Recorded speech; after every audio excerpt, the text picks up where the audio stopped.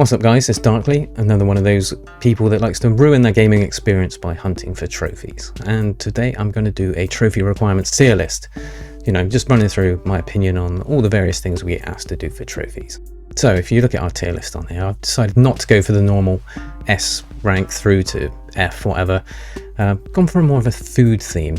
The way I see it is like, you know, trophies are our food. They are what sustains us. And when you look down the trophy list, I was going to say it's like a menu, but it's not. It's more like a recipe. You know, you've got the final meal at the end, the platinum trophy. But all the individual trophies are like ingredients. You know, you're not going to like some on their own. You might like others, but altogether, ultimately, it's good. You know, for example, I don't like cheese. I can't stand it, but I really like pizza. So you kind of get the idea. So I'll just run through these tiers, and I've got a video clip to accompany each one, just to give you a feeling what I'm getting at with each one of these. So at the top we have delicious.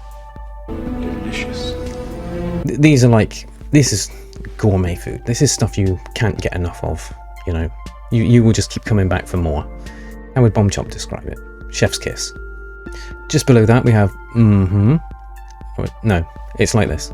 You know, these ones are like the real tasty burger trophies. Incidentally, burgers are my favourite food, so if I'm ever in a restaurant, this is what I'm going to order. Sorry, I seem to be talking more about my food preferences at the moment. Just below that, we have yummy. Yummy! Yeah, still pretty good. Don't know what else to say. Below that, it's good. You know, it is what it is. You're not going to complain, it's not bad. It's good. That's fine. Right, bang in the middle, it's not so bad. Yeah, so it's not great, but it's not terrible. So, you know, that's why it's in the middle. It's not so bad. Right, now onto the worst stuff. What is that? Yeah, we're starting to get into questionable territory here. Like, is it food? Is it good? What is that? It's hard to say. Below that, we have... Yeah, I think that speaks for itself, that one. I could have made another Bomb Chop reference there. No, in fact I will. Right, below that, I would rather... Yeah. Right now, I'd rather eat poodle sh**. And right at the bottom, I don't even know how to type this sound, but this is what I mean.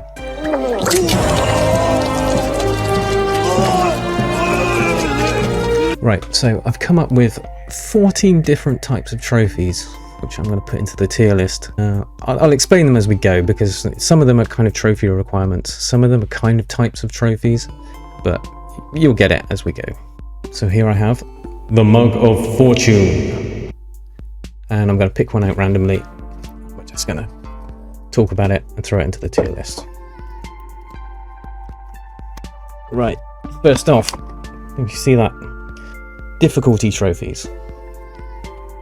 Now, yeah, so this will be trophies basically, you know, when they ask you to finish game on easy, finish game on medium, finish game on hard, etc, etc.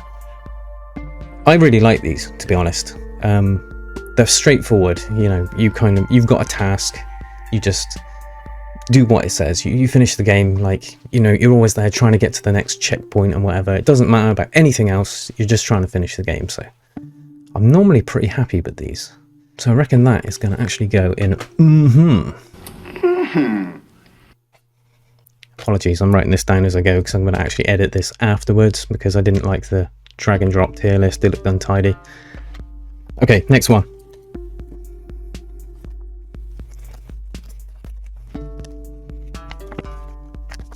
Next out, Lockout trophies.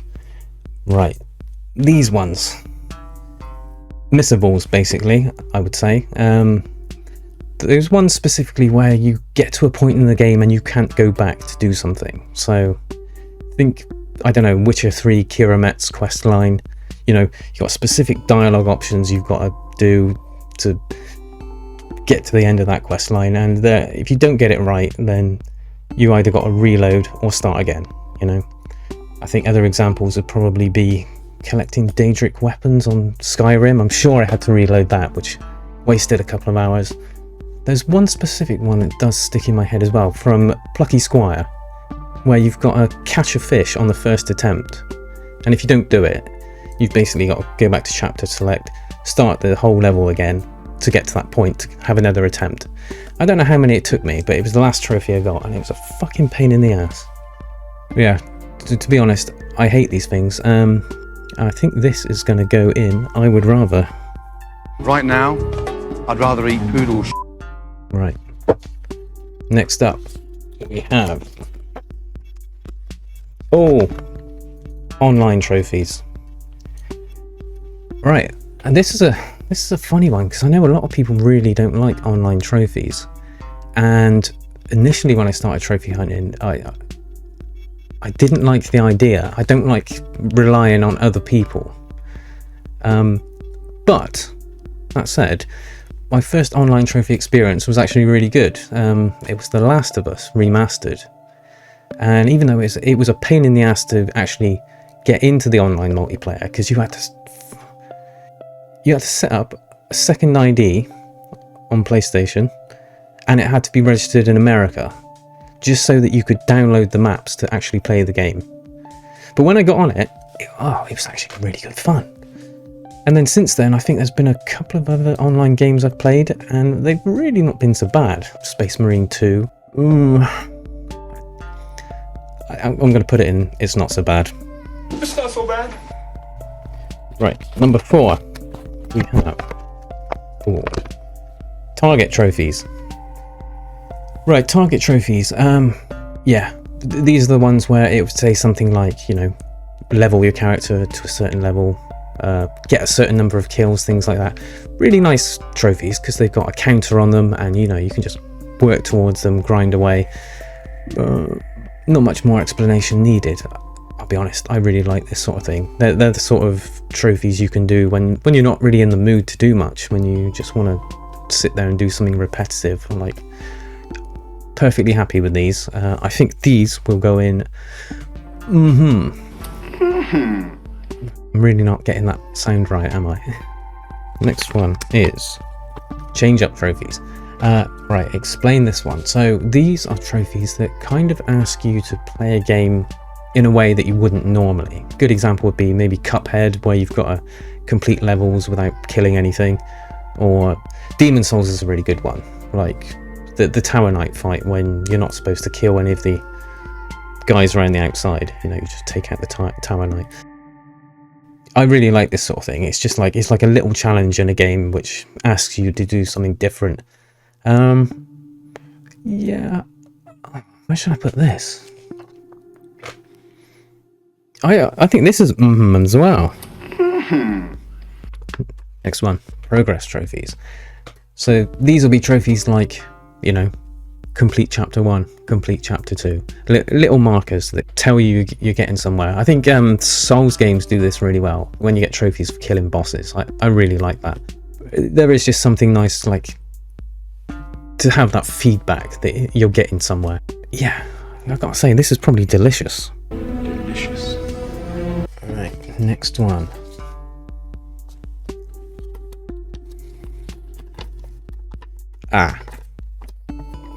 No death runs. I think I would probably include permadeath with this. I gotta be honest, I can't stand these kind of trophies. I've only done a few. Obviously Super Meat Boy, but they're actually not so bad because everything about Super Meat Boy is really quick. It's the one when you know, you're 2 hours into it and you're just there, you know, palms are sweating and so much rides on it, like not dying. It's like you can see that time about to be thrown away, and I really don't like it. This is definitely going right at the bottom of the tier list.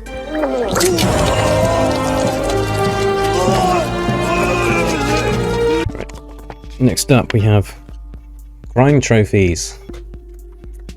Done a video on grinding, good grinds versus bad grinds. It's a tough one because grinding can be quite fun. You know, like I've already said with the target trophies, when you're grinding out kills and that, I actually don't mind that. There is a time and a place for it. That said, there are some horrible grinds like the Tony Hawk Pro Skater one, you know, just that repetitive starting over and over and just doing a quick combo and trying to level up your character seems a bit excessive. But they're not super challenging. What should we say? I think we're gonna have to put this in the middle. It's not so bad. It's not so bad. Okay, go again. Whee! Speedrun trophies. How do we feel about speedrun trophies? I haven't really done that many, in all honesty. I can remember doing, I think, one on Uncharted. Oh wait, Furry. Yep, that had speedrun trophies. Not bad experiences, really. I don't think the deadlines were that tight. You know, it wasn't edge of the seat kind of stuff. It does have that kind of same kind of feeling as the no death run trophies, though. It feels like there's a lot riding on it. You really don't want to mess it up. Yeah. Oh. What is that? Yeah, what is that? What is that? And what have we got? New Game Plus trophies. How do I feel about New Game Plus trophies? I've heard a few people complain about New Game Plus trophies. You know, Sony got a real thing about first party games adding it a few months after release, as if it's like, oh, look what we've given you. I'm not opposed to it, to be honest. I think it's probably because I'm quite picky with games I play, and there's not many games on my trophy list that, you know, I've not enjoyed playing, and there's quite a few where I'm like, I would like to go back to that game. So really having a New Game Plus trophy is kind of, you know, it's nice to have that reward when you go back and do it. I appreciate there's a few people who want to 100% everything, and you know, it can be just a pain in the ass to have to play through a whole game for another bronze trophy. So I get that. I'm not really opposed to it though. And like I said, most of the games I've played I quite enjoy, so I'll probably put that in. It's good. It's good. Okay, next, DLC trophies. Obviously not specific requirements because they cover everything. I don't mind DLC trophies though. Like I said, most of the games I've played I think I've enjoyed. If a game comes bundled with DLC, I will sort of play it all as one thing. But if DLC is released maybe 6 months or a year later, it's nice to go back to the game. I think I've done it with Cuphead and Ghost Runner, and it was actually nice to have that break and then go back and you like realise how much you enjoyed the game before. So I'd probably say DLC trophies, yeah, it's good. It's good. Into the cup.